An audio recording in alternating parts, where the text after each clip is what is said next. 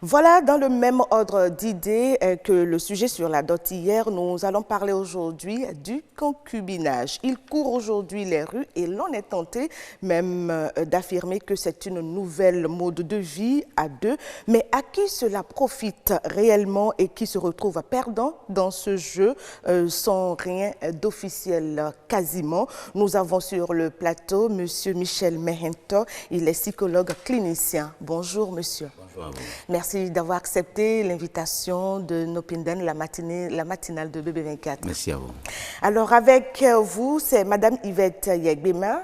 Bonjour Madame. Bonjour. Vous êtes socio-économiste, n'est-ce pas? Oui. Un plaisir aussi de vous avoir. Merci, tout le plaisir pour moi. La toute première question, elle est à vous. Comment est-ce que vous définissez le concubinage? Le concubinage peut être défini tout simplement comme l'union de deux personnes de sexe différents, l'union volontaire, sans contrainte, de deux personnes de sexe différents. Voilà. C'est tout. Tout simplement, sans que la législation n'ait eu à intervenir. Voilà. Est-ce qu'on peut l'assimiler au mariage? Non, on ne peut pas l'assimiler au mariage parce que lorsqu'on parle de mariage, on parle déjà de la législation. Le droit intervient. Mais lorsqu'on parle de concubinage, oui, on parle de concubinage, c'est une union libre. Mais il y a une famille qui se crée de fait. Voilà. Et selon vous, Monsieur Mehento, dites-nous, qu'est-ce qui peut expliquer aujourd'hui cette allure-là qui s'installe, ce modèle de vie qui s'installe à deux et que c'est le concubinage? Les gens ont du mal à officialiser leurs relations. Je voudrais remercier BB24 pour l'initiative de l'émission. Je salue la priorité de vos activités. Je tiens d'abord à revenir un peu en arrière sur la définition, parce que ce n'est pas uniquement deux personnes de sexe opposés, ça peut être de même sexe, parce que le concept a évolué dans le temps et cela s'explique par plusieurs raisons. Il y a plusieurs raisons. La principale, n'est-ce pas, la raison économique? Non, pas tellement la raison économique, mais le concubinage est assimilé à un mariage à essai.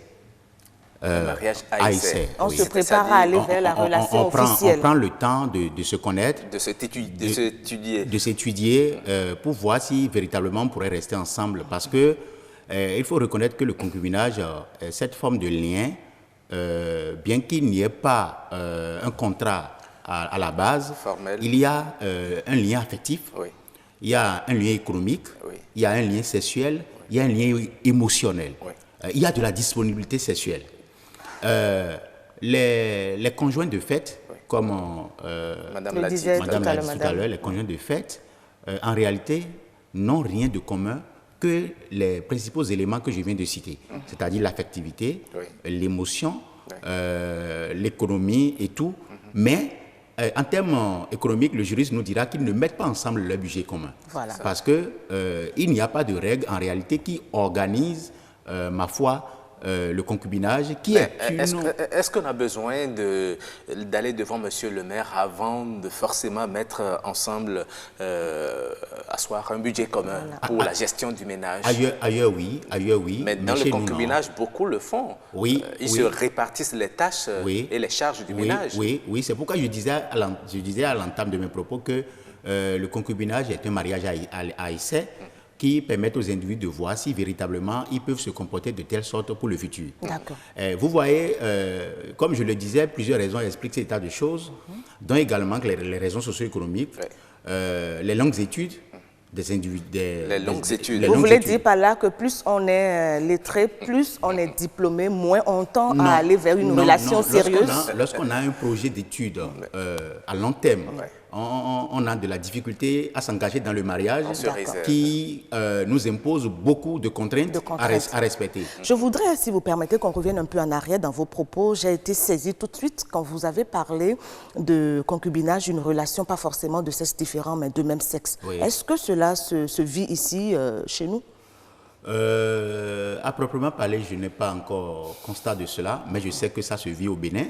Pour avoir côtoyé un peu le monde de l'homosexualité pour des recherches personnelles, il faut reconnaître que cette façon de percevoir la chose, l'homosexualité en réalité par le passé était une pathologie psychologique, mais avec l'évolution des choses dans le monde et tout, cela a été déclassé et accepté dans le monde. Mais chez nous, cela pose encore des problèmes. Pas dans toutes les nations, en tout cas. Il y a certains pays qui sont farouchement contre cette pratique-là. Mais il y a la question du droit de l'homme qui rentre en jeu et qui permet aux individus de vivre leur vie sexuelle comme ils l'entendent. Oui. Est-ce que vous voyez?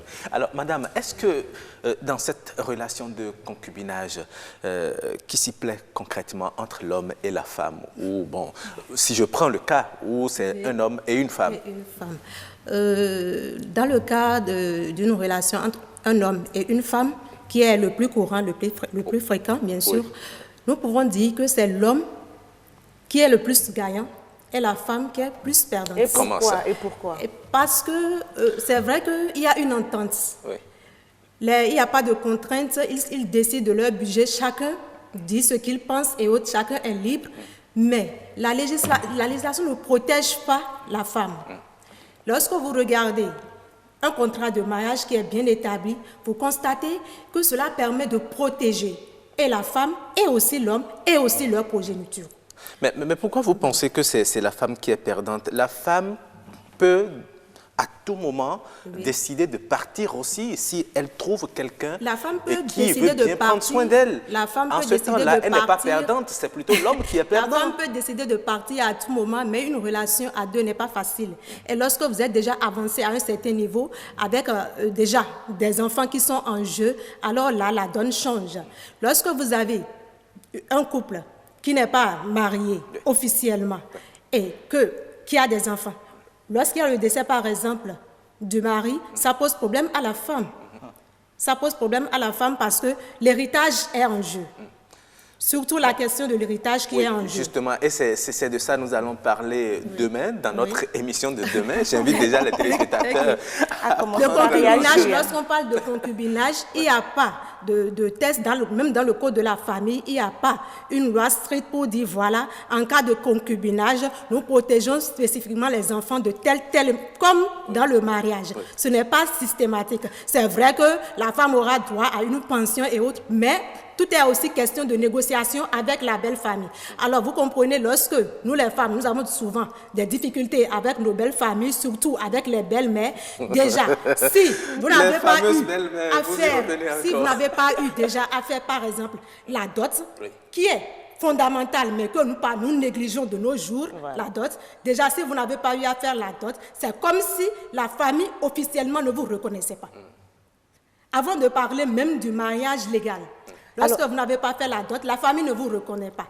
Alors, lorsqu'un problème se pose, qu'il y a décès de l'un d'entre vous, vous imaginez la suite. J'ose déjà imaginer votre réaction par rapport à cette question que je vais poser. Tout de suite, quand on prend le mariage et le concubinage, où est-ce qu'on a beaucoup plus d'avantages pour l'un et pour l'autre? Parce que les gens pensent très souvent que c'est la femme qui est intéressée par le mariage. C'est elle qui bouscule l'homme à aller vers le mariage, comme si l'homme, lui, il ne se retrouve pas à gagner quelque chose aussi en officialisant la relation. Alors, je voudrais que vous me permettez de venir un peu en arrière parce que le sujet est tellement intéressant que je ne sais pas si vous avez le temps de mieux creuser. Oui. Vous savez, dans le concubinage, pour moi, il n'y a ni gagnant ni perdant. Voilà. Parce que je continue de le dire que le concubinage est cette forme d'essai du mariage. C'est-à-dire c'est une période que les conjoints traversent pour se préparer mieux au mariage. Mais je voudrais aussi voir clair dans la chose parce que on dit devant le maire. Parce qu'il y a des individus qui vivent en concubinage, mais qui ont fait le mariage coutumier, qui ont été dotés. Oui.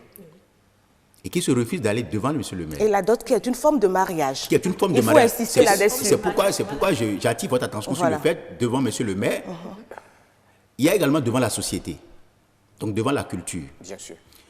Alors, vous voyez... Et vous disiez qu'ils se refusent d'aller devant le maire. Est-ce que délibérément, on peut soit même refuser d'aller devant le maire? Oui. Ou bien c'est une partie du couple? Il y a des couples qui refusent d'aller devant le maire parce qu'ils n'y trouvent pas d'intérêt.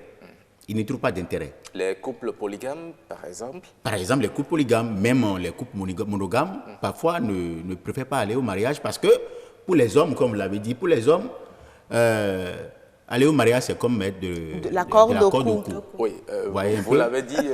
Et nous allons relayer tout à l'heure les messages de nos internautes. Il y a beaucoup qui ont réagi à ce sujet. Et je crois qu'il y a l'un des internautes qui a parlé de se marier, se mettre la corde au cou. C'est une entreprise difficile. Oui. Parce qu'avant d'aller au mariage, il faut que les mondes mentaux communiquent entre les conjoints.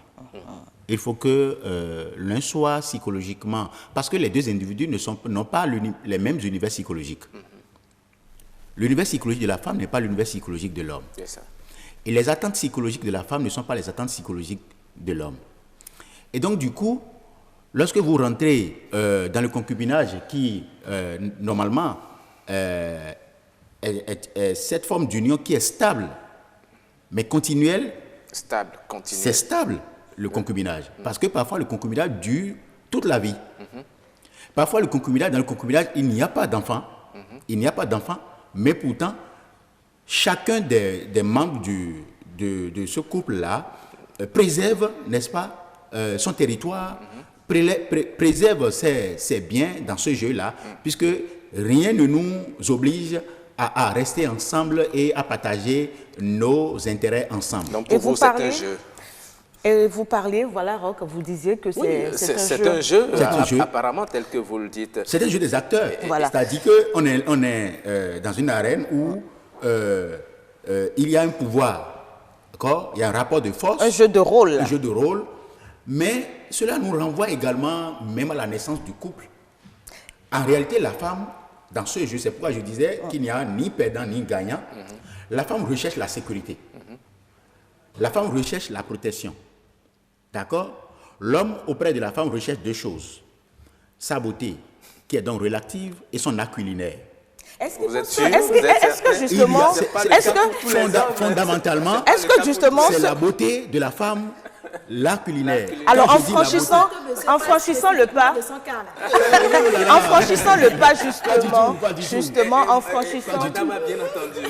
franchissant le pas du concubinage au mariage, est-ce que monsieur qui trouvait la femme belle dans cette relation non officielle pense qu'il va perdre ses qualités chez la femme quand il va se marier? Quand vous parlez de corde au cou, par exemple. Vous voyez, c'est que se marier en Afrique, précisément, c'est épouser au moins 4 familles. C'est épouser au moins 4 éducations. Et nous disons en psychologie, je le disais tantôt, il faut que les mondes mentaux se communiquent, il faut que les éducations soient semblables aux voisines. Imaginez, un fond trouve une femme en concubinage, une peule. Les éducations ne sont pas semblables ni voisines.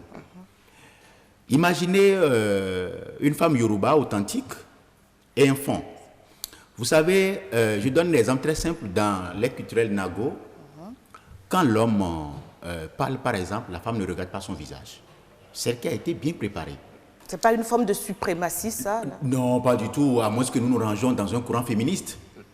Pas du tout. C'est un processus de socialisation qui permet à la société, n'est-ce pas, de rester équilibrée au point de vue psychologique. C'est lorsque vous êtes au village que cela se passe. C'est ça, en réalité. Même si elles relèvent de cette ère culturelle, quand elles viennent, qu'elles m'excusent, quand elles viennent en ville, leur homme leur parle, elles regardent bien droit dans les yeux. Et aussi, c'est par respect. Lorsque quelqu'un vous parle, vous le regardez dans les yeux. Oui, mais si cette femme-là, si effectivement elle a été socialisée dans sa culture, si elle a été réellement moulée dans sa culture, qu'on l'ait déplacée du village pour la ville, elle demeure et rend toujours compte de son éducation. Madame, si vous permettez, vous aurez la parole tout à l'heure. Ne pensez pas du tout que nous vous avons privé de parler. Nous allons rapidement lire les messages. Oui. De Shamsuddin, il dit que c'est un bon sujet. Voilà, le mariage n'arrange que la femme et le mari paresseux. Dis donc. Tout de suite, madame. Apparemment, il n'y a que la gente féminine qui arrive à tirer. Malheureusement, c'est la compréhension que bon nombre de personnes se font de c'est le bien qui est mis en relation là. C'est le bien qui est je vais retourner un peu en arrière pour dire qu'en économie, nous considérons par exemple le mariage comme un marché. Oui, c'est un marché. C'est un marché où l'homme et la femme sont autant offreurs que demandeurs. Oui. Ce qui veut dire que quoi? Lorsque même lorsque vous êtes même en concubinage, c'est parce que vous avez regardé autour de vous, vous avez choisi, vous avez dit ça pourrait convenir pour moi, ça devrait aller. Oui. Donc, après un certain temps de vie, de concubinage, normalement, vous devrez être en mesure de prendre la décision et de réguler la situation pour dire, bon, je suis d'accord, ça peut aller. Selon vous, quelle est cette durée? C'est vrai que l'homme a des comportements qu'on ne saurait totalement connaître.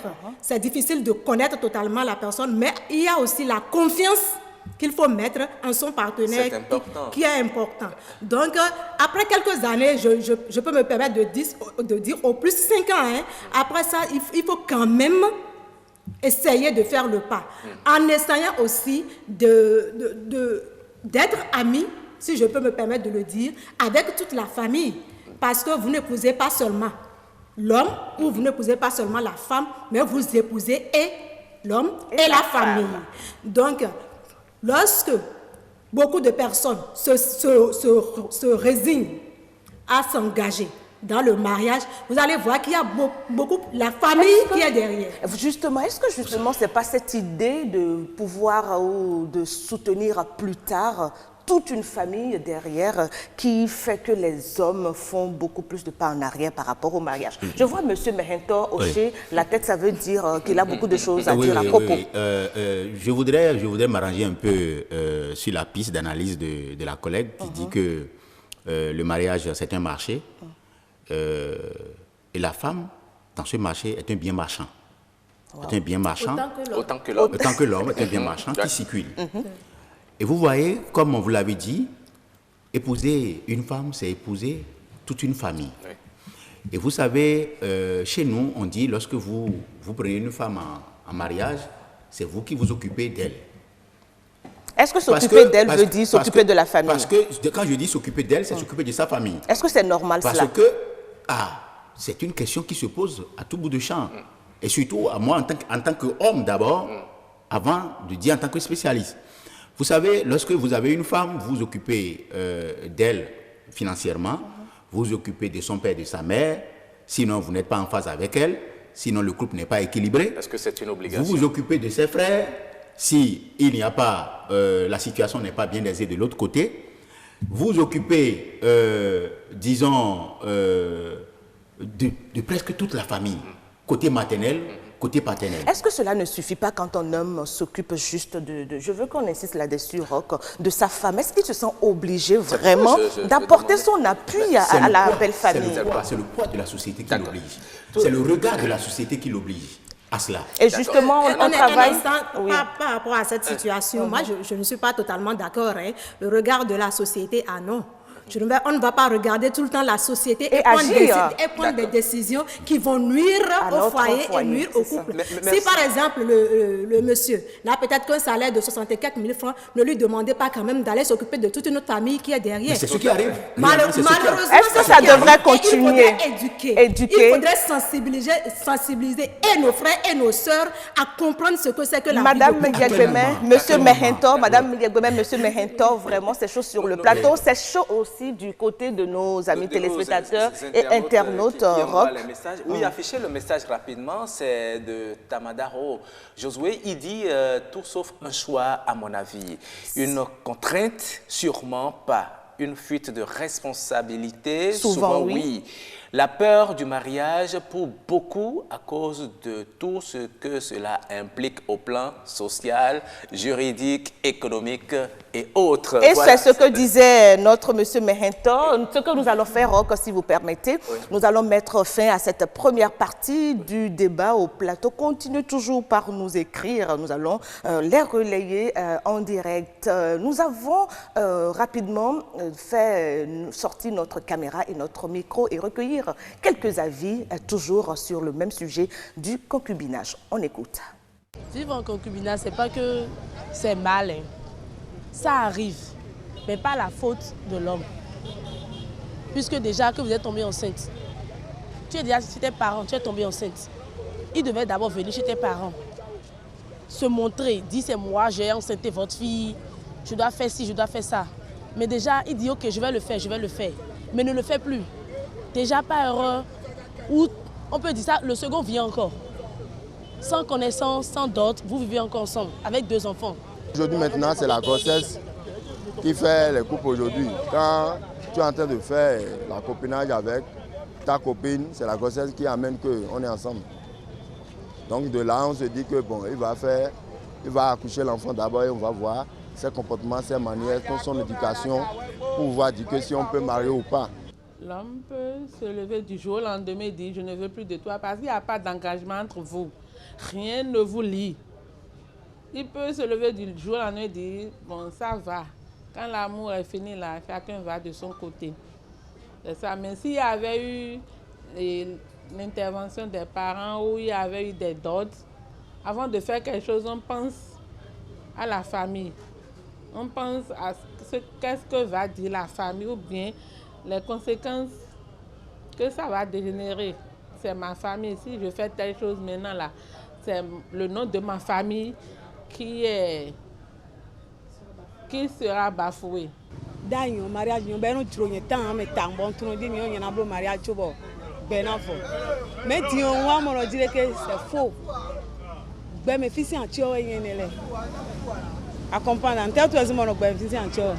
Donc parce que sous nous disons, le mariage a ouais disons. Il y a tout better de le mariage, le sérieux a si ton coïbe. Et quand j'ai tout mais ha ha nous nous fini bo jibilo fini bo kaka j'ai que de na we tout nous dire que à ce mi ton to ko fini bo jibia. À comprendre. Quand le mari décède et que il t'a même pas fait la connaissance des parents, ni la dot, rien, et que qui décède, on ne te connaît pas. On reconnaît juste les enfants, que celle-ci lui a fait des enfants. Mais dit que tu es sa femme, non, on ne te reconnaît pas. Zéro. La mère du mari peut se lever à tout prix et dire, ça c'est pour mon fils, je veux prendre ça. Toi tu n'as pas le droit, dans mes petits enfants, je peux les garder dans ma maison. Et toi, tu as commencé des problèmes déjà. Tu n'as pas la paix dans ta vie. Son petit frère aussi vient, c'est pour mon frère, je veux prendre. Et déjà, tu n'as pas le temps. Voilà, nous sommes donc de retour sur le plateau. C'était donc notre micro-trottoir Vox Pop sur le concubinage. Les avis sont allés d'une personne à une autre. Je voudrais qu'on revienne rapidement, et c'était cela qui faisait chaud sur ce débat à tout à l'heure. Le regard de la société, M. Mehento, qui trouve qu'on est obligé d'agir selon notre entourage, ceux-là qui nous entourent. Même madame trouve que ce n'est pas normal. On ne doit pas écouter et prendre des décisions en ce qui nous concerne. Et le regard de la société, mais tout ce que la société nous impose n'est pas bon, forcément. Il y a des avantages, il y a des inconvénients. À nous de savoir prendre les bons côtés des choses. Et ce qui est mauvais, essayer de les corriger. Et dans ce cas-ci, lequel est bon qu'on peut quand même conserver? Bon. Parce qu'il ne faut pas aussi choquer les sensibilités des parents. En effet. Dans ce cas, moi, je pense que le concubinage, c'est une bonne chose. Certes, mais après un certain temps, il faudrait que le couple décide de protéger cette relation-là en allant faire le mariage civil comme cela se doit. Et j'insiste encore sur le fait que vous êtes en concubinage, mais au moins vous essayez de faire la connaissance des parents, si possible de faire la dot d'abord, qui est un premier pas vers la belle famille, pour voir, bon, est-ce que la famille m'accepte? Comment est-ce que nous pouvons évoluer dans le futur et au fur et à mesure essayer d'asseoir correctement votre mariage pour le bien de toute la famille. Oui, c'est vrai. Vous parliez du regard social aujourd'hui. Est-ce que ce n'est pas l'une des raisons pour lesquelles les couples concubins se disloquent facilement et rapidement lorsque le monsieur sait que derrière sa concubine, il y a beaucoup de personnes à prendre en charge? Vous savez, on ne peut pas tourner dos aux valeurs de la société.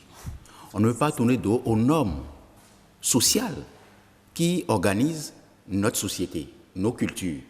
Qu'on le veuille ou non, nous avons nos définitions de l'union, de se mettre ensemble.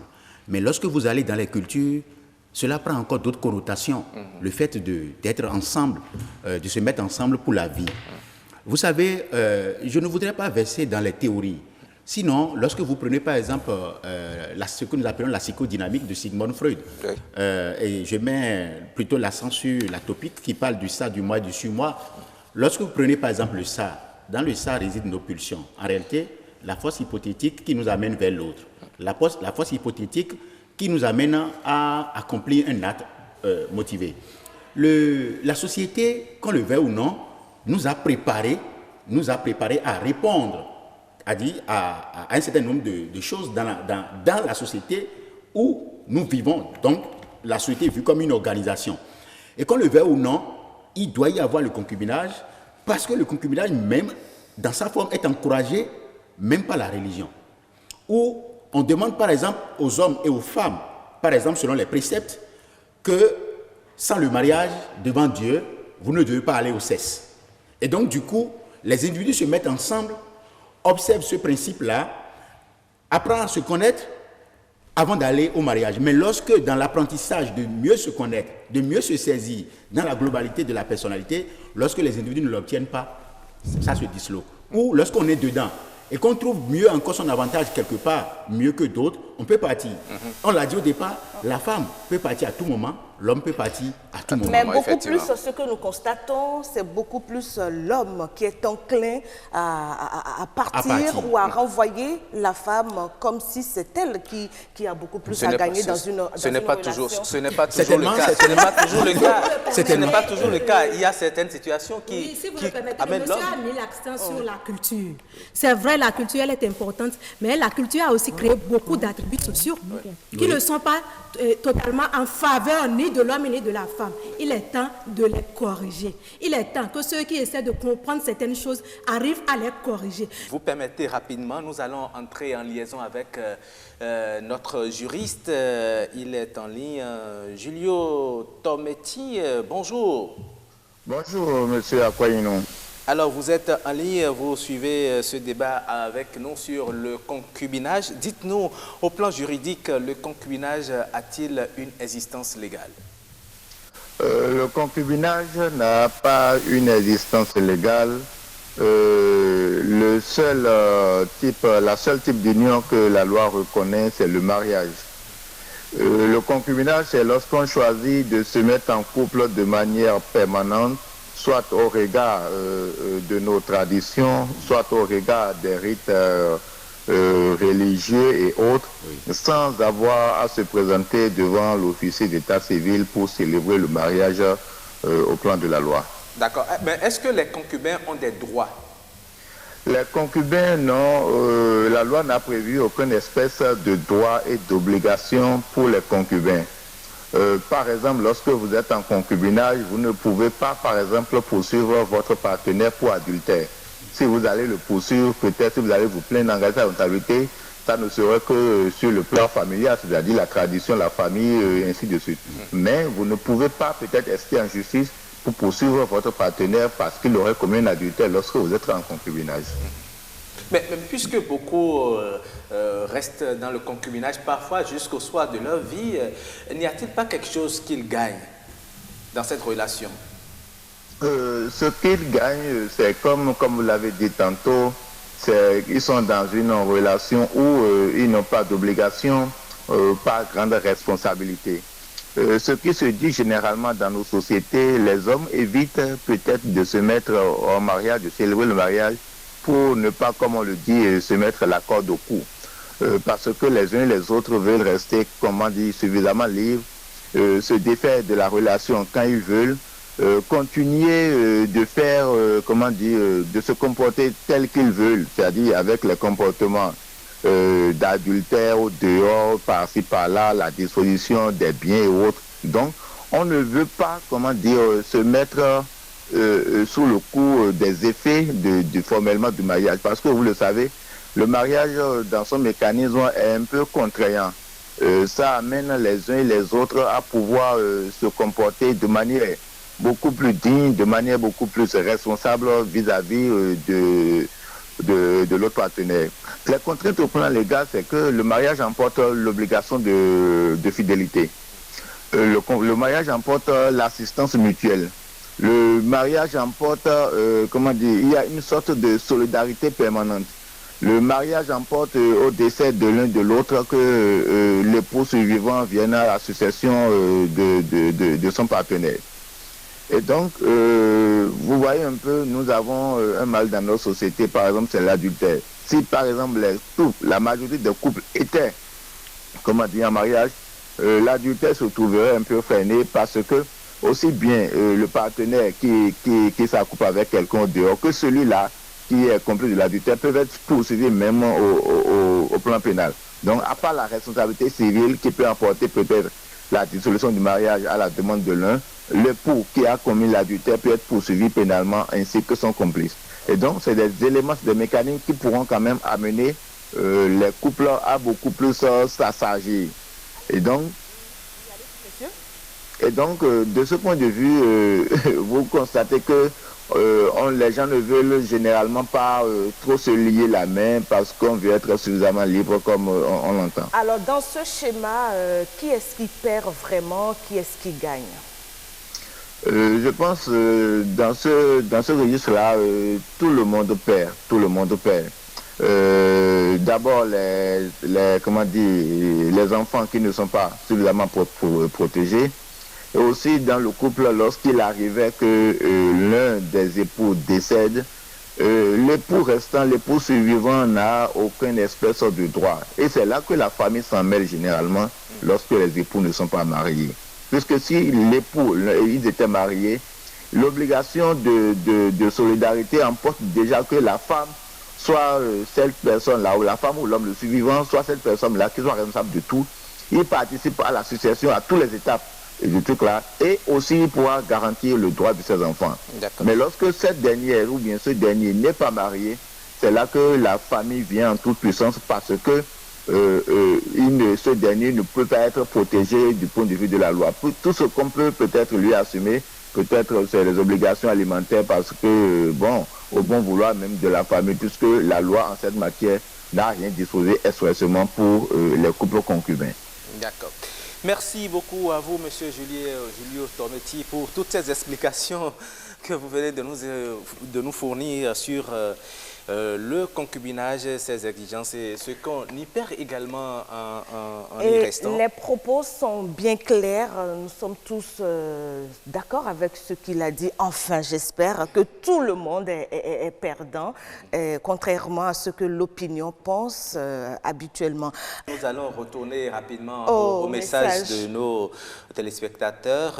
En attendant que les messages s'affichent de l'autre côté, quelques messages qui viennent de nous parvenir. Il y a Bilikis qui dit: en islam, par exemple, le mariage est religieux. Le mariage religieux est plus coté. Du coup, beaucoup de femmes musulmanes sont mariées, mais non reconnues à l'état civil, surtout qu'avec les nouvelles normes, le mariage civil est avec une seule femme. Et il y a Carmelia Awansou qui dit: la solution facile, ce statut peut être justifié par le fait qu'un des partenaires domine et l'autre étant amoureux ou amoureuse se laisse aller. Aujourd'hui, on rencontre aisément des couples où soit l'homme ou la femme n'est pressé de se marier. Parfois, l'un veut, mais l'autre non. L'un veut, mais l'autre non. Oui. Et les deux font aller et le temps passe. Il y a un message, oui, c'est le message qui s'affiche justement à l'antenne. Il y a Martin Chafara qui dit, à la suite, il dit: je voudrais savoir par rapport à ma petite expérience, que les causes de cet état de choses le message est à l'antenne actuellement. Voilà, aidez-nous à le lire. L'ignorance du mariage civil chez certains, le complexe chez d'autres, basé sur des préjugés, et enfin l'égoïsme de certains hommes. C'est ce qu'il écrit. Il y a Tamadaro Josué qui dit en fait, peut-on même parler de concubinage? Demandez aux hommes. Dans ce cas, ils vous diront qu'ils étudient la femme en comparaison aux nombreuses du dehors sur liste d'attente. Il y a une artiste ivoirienne, Josué, qui a dit: mais combien de temps l'étude va-t-elle durer? C'est 5 ans, c'est 10 ans, c'est l'éternité. Allez-y, madame. Je vais raconter ici une petite histoire qui m'a particulièrement touchée, qui m'amène à dire que le mariage légal, elle est importante. Oui, moi, j'ai vécu avec une colocataire qui malheureusement n'a pas fait de mariage civil. Elle était catholique, son mari était musulman. Ils n'ont pas fait le mariage, mais le monsieur est décédé brutalement. Mais demandez-vous le sort qu'a subi ses enfants et cette femme. La débarrasser. Bien avant l'enterrement, on l'a dépouillée de tout, devant mes yeux. Ça, c'est un fait que j'ai vécu. Ça dit, je ne souhaite à personne de vivre cela. D'accord. Des enfants qui avaient tout, qui ont été dépouillés de tout. Oui. Voilà. Mais lorsque le monsieur est dans un ménage polygamique, il fait comment? Lorsque le monsieur est dans un mariage polygamique, là, ça devient vraiment complexe. Hein, et... Vous savez, le problème est plus profond que ça. Déjà, dans l'union, comment on s'est trouvé? Comment on s'est mis ensemble? Le problème tout le problème est là. Comment la femme accueille les parents de l'homme? Comment l'homme accueille les parents de la femme? C'est ça. Ça joue beaucoup dans l'union de deux êtres. Est-ce que vous voyez un peu? Le renforcement et donc, de la relation. Tout le monde prie. Tout le monde prie pour qu'il meure.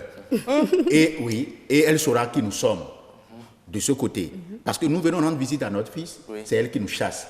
Il n'est pas là. C'est elle qui dirige le foyer. Et donc, du coup, le problème est plus profond que ça. Si vous allez fouiller mieux, comme le psychologue le fait en rentrant dans l'anamnèse de l'histoire des gens, vous aurez encore beaucoup d'autres arguments qui militent en faveur de ceux qui sont venus dépouiller cette femme-là. Jusqu'à ce point. Vous savez, vous dites que la société a évolué. D'accord, je suis d'accord avec vous. Mais personnellement, moi j'ai connu une femme avec qui je suis resté en concubinage parce qu'elle est musulmane et je suis catholique. Le père étant conservateur de l'islam refuse cette forme d'union. La mère est pour. Alors on est resté là, mais un jour, on est resté assis à discuter entre nous deux pour dire nous perdons le temps. Il faut que chacun se cherche, parce que tant que ton père est là, ça ne peut pas marcher. Et puis chacun a pris son chemin. Voilà. C'est un exemple. Nous allons continuer avec la lecture des messages. Il y a Hermione Ligan qui dit sujet que le Béninois fuit. Est-ce que c'est seulement le Béninois qui fuit le concubinage? Il y a Evelyne Sagboran qui dit contournement. Non, elle dit quoi? Le mariage civil se fait aujourd'hui sans la dot. Et un autre qui dit on peut bien parler de choix vu que le mariage devant un officier d'état civil n'est pas obligatoire. Il y a quelques peurs et quand on parle de perdant, c'est relatif selon moi. Il y a également Maurice Tantan, lui qui vient, il dit l'officier d'état civil pose toujours la question avant de célébrer l'union, de savoir est-ce que la dot a été faite. Merci beaucoup Roch pour la lecture de ces messages. Je voudrais qu'on revienne, qu'on mette un peu l'accent sur le cas des hommes polygames. La plupart du temps musulmans. Est-ce qu'ils peuvent aller au mariage civil avec elles toutes? A priori, c'est non, selon les tests. Le contexte juridique voilà, ne permet pas. voilà. Oui. Est-ce qu'il n'y a pas une partie des femmes donc, qui sera lésée et tout? Malheureusement, vous allez écouter ces femmes-là, elles vous disent qu'elles se plaisent et qu'elles sont à l'aise. Elles sont éduquées comme ça. Comme ça. Et c'est ce que je disais au départ. C'est-à-dire, c'est d'abord la culture, la manière dont cette femme-là a été éduquée, ce dans quoi elle a été moulée et tout, qui joue. Sinon, le musulman est encore capable, le Coran le lui permet, s'il ne veut pas de cette femme-là, d'acheter des colas, un certain nombre et tout. De restituer la dot. Voilà, simplement. Donc vous voyez, et donc du coup, le problème c'est, d'abord, il y a des femmes qui rentrent en relation avec un homme, qui veulent aller au mariage, parce qu'elles ont peur de se retrouver en polygamie, parce que leur mère est restée en polygamie, et elles ont été témoins des dégâts. Ouais. Et donc, elle veut échapper à ces dégâts, mais malheureusement, ces dégâts les rattrapent toujours. Voilà, c'est ça. On a l'impression que... Nous allons, c'est vrai, oui, un autre message. Le message est de Heureuse Sitondi qui nous écrit du Mali. Elle dit le mariage est l'union légitime de deux êtres qui ont choisi de vivre ensemble autrement. Autrement dit, c'est un choix et quand on choisit de vivre avec quelqu'un, il faut une officialisation car ainsi vous montrez en famille que la dot devant le monsieur le maire est au lieu de culte, que vous n'avez pas honte de la personne que vous avez choisie. Choisir de ne pas se marier aussi est une option qui suppose que vous n'êtes pas en mesure d'assurer vos responsabilités. Est-ce à dire que dans le concubinage, on n'a pas de responsabilité tout de suite? Dans le concubinage, on n'a pas de responsabilité si on le veut. Si on le veut, je dis bien si on le veut. Le tout dépend du contrat que vous avez eu. Est-ce que c'est si on le veut ou bien ce sont des obligations qui s'imposent à vous? Le sexe, par exemple, c'est une obligation. Une obligation. Une obligation. Lorsqu'on est dans le mariage. Moi, je ne pense pas que ce soit une obligation parce que deux personnes peuvent décider de se mettre ensemble et ils vont dire pour le moment, il n'y a pas de sexe. Voilà, mais ils sont des concubins. Mais est-ce qu'ils peuvent s'entraider tout au moins? Je continue de soutenir que dans le concubinage, j'ai dit, il y a de la disponibilité sexuelle. Il y a de la disponibilité sexuelle.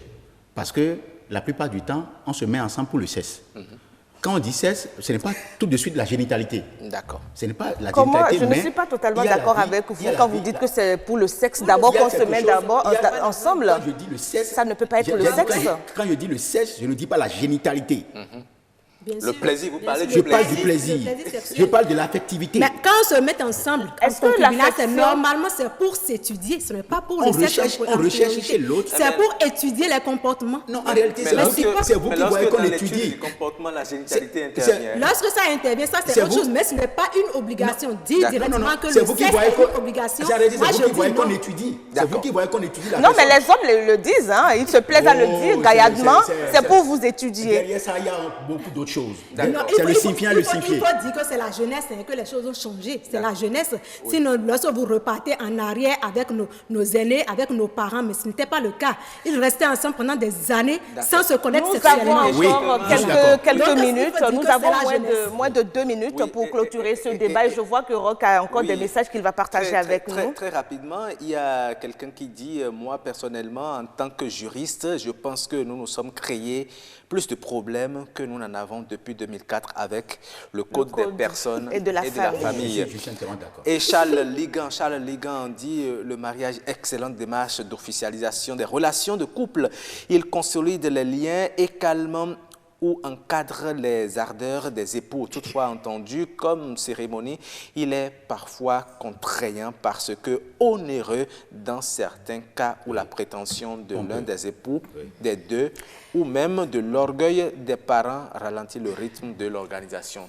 Voilà, vous avez écouté, et je ne sais pas si on aura vraiment le temps matériel pour rebondir sur tout cela, mais une chose est sûre, le débat a été houleux ici, et comme Roch aime le dire si bien souvent, c'est que le débat continue. Roch, un dernier message. Oui, un dernier message. Il dit, voilà un lien que tu établis facilement et qui est hyper difficile de dénouer. Il parle du mariage. On dirait que c'est une prison. On n'est pas libre dans un mariage avec papier de blanc. Un petit faux pas, la femme te sort toutes les lois. Ça, c'est rien. Les jeunes ont appris des expériences de leurs aînés et ont préféré vivre comme les sages. Fais la dot, on t'amène ta chérie à la maison. Vous faites vos enfants et à nous aller. Elle te trompe, même à ton insu, les ancêtres s'en occupent. Avec le mariage civil, on te demande des preuves pas possibles. La femme trompe, le monsieur, lui, il trompe tous les jours. Ce sont des faits que nous vivons la plupart du temps. Alors, nous allons conclure rapidement. On va terminer par madame. Alors, vous, quel est le juste milieu qu'on peut trouver entre le concubinage et le mariage? Moi, je voudrais dire mes derniers mots en disant que le concubinage est un mariage à l'essai et que cela aujourd'hui est encouragé par plusieurs raisons, plusieurs facteurs dont les raisons socio-économiques, les études, la recherche du partenaire idéal et bien d'autres. Mais cela ne doit pas durer dans le temps. Merci beaucoup, monsieur Tometti. Alors à vous, madame. Non, Mehento. Je dirais que le concubinage, c'est une bonne chose, ça a ses avantages, mais le mariage légal, c'est mieux. Si on peut aller jusqu'au mariage légal, c'est mieux pour le bien-être, surtout des enfants. Merci beaucoup. On dira que c'est le féminisme qui parle. Décidément. Merci beaucoup, monsieur Michel Mehento. Oui. Voilà, Mehento, vous êtes psychologue clinicien. Yvette Yegbeme, Yvette Rosette. Rosette. Yegbeme. Voilà. C'est pas Yvette, c'est Rosette. Toutes nos excuses alors, vous êtes socio-économiste. Merci d'avoir partagé votre expérience avec nous dans ce débat.